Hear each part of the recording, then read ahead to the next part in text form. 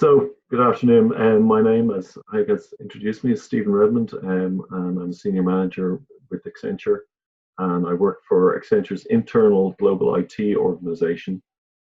I have 20 years plus experience delivering data and analytics projects globally.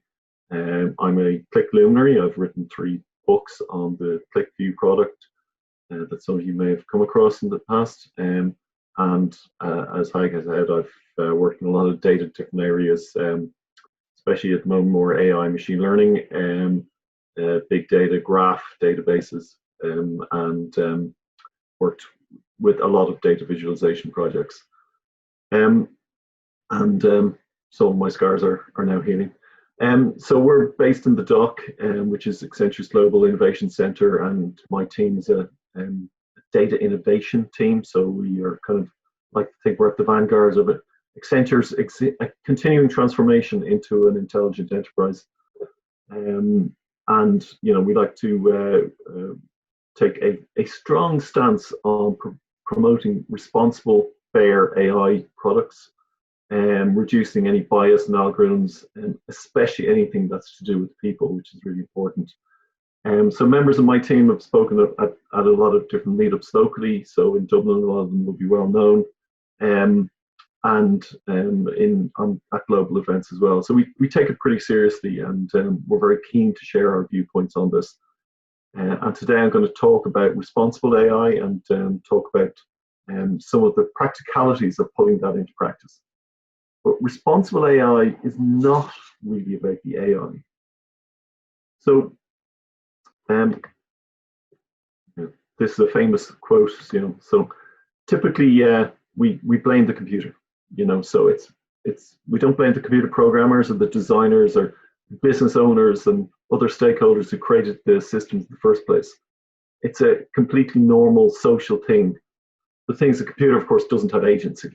Okay, if a computer program goes bad, okay, it's not the computer that will end up in front of a judge or in front of a Senate hearing. And computer programs do go bad. We've seen that.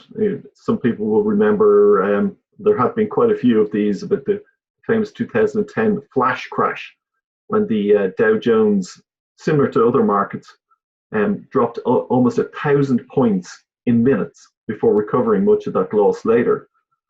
And it happened because a lot of the computer traders just shut down because they couldn't handle what was happening in unusual circumstances. And that caused illiquidity in the market, which caused the drop. Of course, no one really expected that to happen when they were programming it, but So let me tell you a little story. Okay, so I'm going to tell you about a girl called Ulma who lives in a small mining town northeast of the city of Novigrad in Sokovia, which some of you may be familiar with. Her father, Peter, is an engineer in the local coal mine. Now, they're comfortable, they have plenty to eat, and they get plenty of coal that keeps them warm during the bitter winters. But the mining company decided that they would start to employ some AI. It helps automate things, and it's cheap to implement and very available. They start off small, they optimize some schedules, put in chatbots for employees, and then start growing out to automation of machinery and optimization of mining and locations and outputs. This leads to a reduction in expenses, of course, optimizes resources, and vastly reduces the amount of waste that they have, which is great. But, there's also consequences. While the mine is more sustainable and environmentally friendly, they don't need so many people to work, and they let hundreds of miners go, which included, unfortunately, Ulma's father, Peter. Because of the reduction in waste, a lot of the excess coal that they used to kind of allow the local townsfolk to take for free wasn't available anymore. That was a cold winter for that family.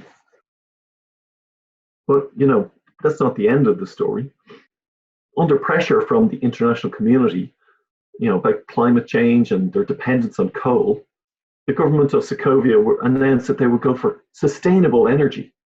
They announced they'd use an AI-powered tool to identify the right area to put in wind farms and solar energy farms.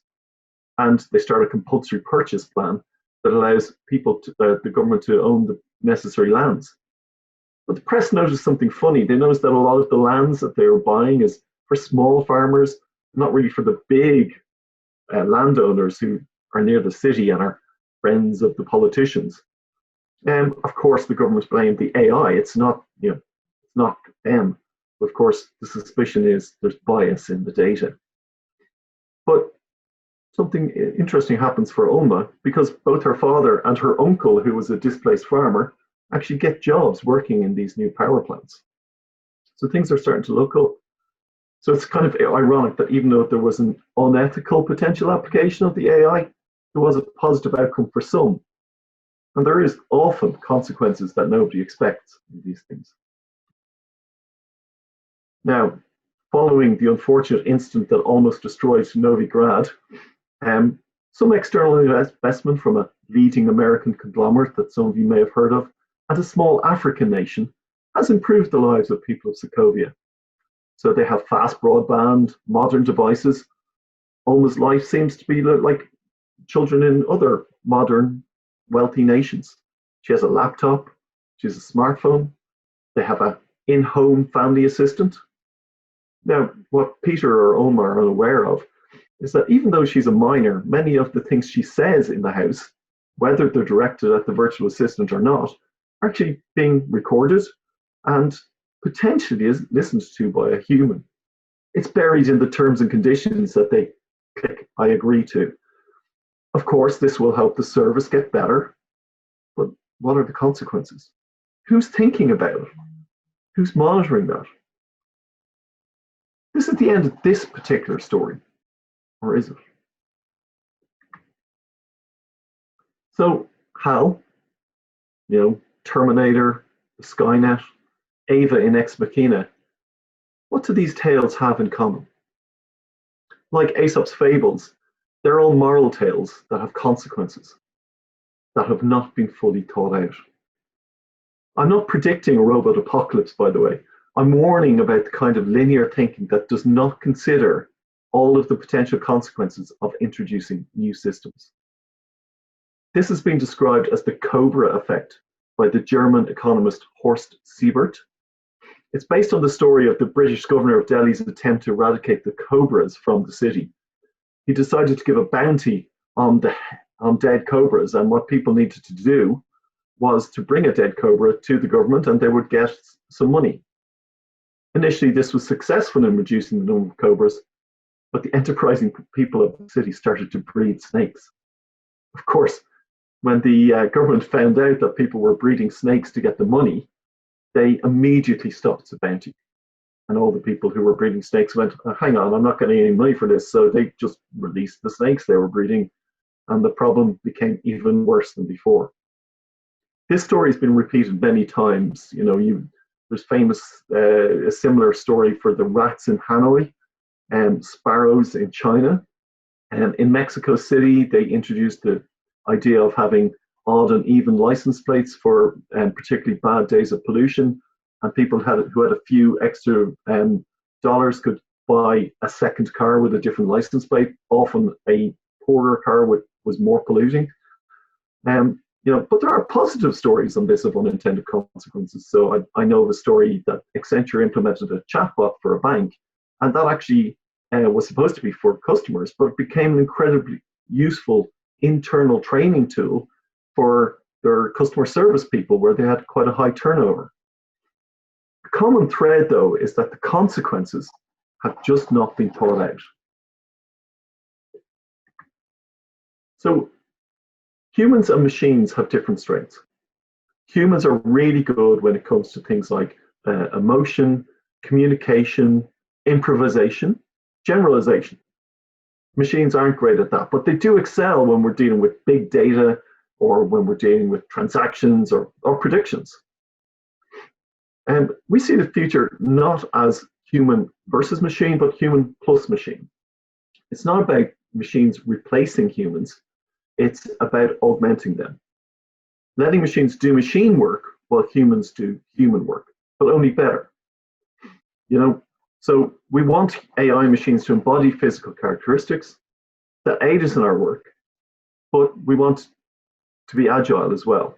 We want AI assistants to have some measure of personality, not just robots with faces, like a fur hat, for example, but virtual assistants such as the confident and considerate Alexa or the sassy Siri, who's smart and witty with a slight edge, but that's something that's been built in. We want AI to amplify us, boosting our analytics and decision-making abilities, perhaps intelligently warning us about things that need to be attended to, and giving us information that we need to respond to appropriately. There is a gap, though, and there's a kind of a missing middle of new roles that are going to be created that need to be filled. They don't exist today at any scale. Machines will help augment and amplify humans, and these roles will help keep the machines working correctly. So we have these roles we call a trainer, which will create data and create models within an ethical framework. An explainer is a senior role with responsibility to be able to explain what the model is doing to customers, to regulators, and to other stakeholders. And to sustainers, this would be the ethics and responsible AI safety engineer, monitoring the model not just for accuracy, but that it's continuing to behave within the responsible AI guidelines.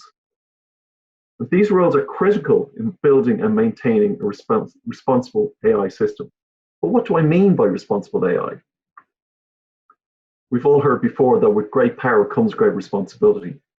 AI raises real concerns on many fronts: workplace displacement, privacy, biases, lack of control. They are addressable with the right oversight and governance. Accountable, transparent, honest, fair, human-centric. These are 5 tenets of responsible AI that are almost universal. You'll see them across any guidelines that are being produced, whether that's from the Canadian government, even the Chinese government have produced responsible AI. And in the EU, there is a very, very good framework, and a lot of these things are reflected in that. And what we seek, though, is a responsible stewardship of a trustworthy AI. And how do we achieve that? We do it by we ensure AI solutions are designed. How do we ensure that AI solutions are designed to act responsibly? How can we safely unpick that power of AI? In Accenture, we advocate a responsible AI framework. This is our one. You should have one, okay? And we're not saying follow our one, but have one and make sure that people know you have one and what it is, okay? So the system has to be able to explain to a human why a decision was made. That's even a tenet of the GDPR regulations that a lot of us have to live with. We need to know, why did an autonomous car make a decision? Why did a virtual assistant say something unpleasant to a child? Okay. The importance of cybersecurity becomes really critical, not just because of the GDPR regulations and other incoming regulations, but because people need to trust that their data is safe. People also need to know that their data is being used responsibly. The responsibilities when a system makes the wrong decision need to be clear. Who is responsible? By applying both technological and human in-the-loop solutions to avoid making decisions based on sensitive values such as gender, ethnicity, age, these are really, really important things to have in your framework. I'll leave you with this quote. I'll also mention, the road to hell is paved with good intentions and linear thinking. If you try to get rid of the cobras, then the cobras may bite back. At Accenture, we're constantly innovating, but we're also looking to apply non-linear design thinking approaches towards a more conscientious innovation. This primarily asks the question, should we? We know we can do a lot of these things, but should we? If we think that we should do things, then we dive into trying to answer, what are the consequences? And actually, we have a whole framework and methodology around workshopping out these things with people to ask all the stakeholders, what are the consequences? Responsible AI is not about the AI. It's about the genie that is dangerous. Not about the genie that's dangerous. It's the unskilled wisher. Okay. This quote is from a recent Medium article by Cassie Kozyrkov from Google. It's a really good article, and Cassie is a great person to follow, and I recommend reading her stuff. And the rest of that article also contained this sentence, and I'll leave you with this. If we teach people how to build magic lamps, we must also teach the skills for wishing responsibly. Otherwise, huge scale will bring huge problems. Thanks.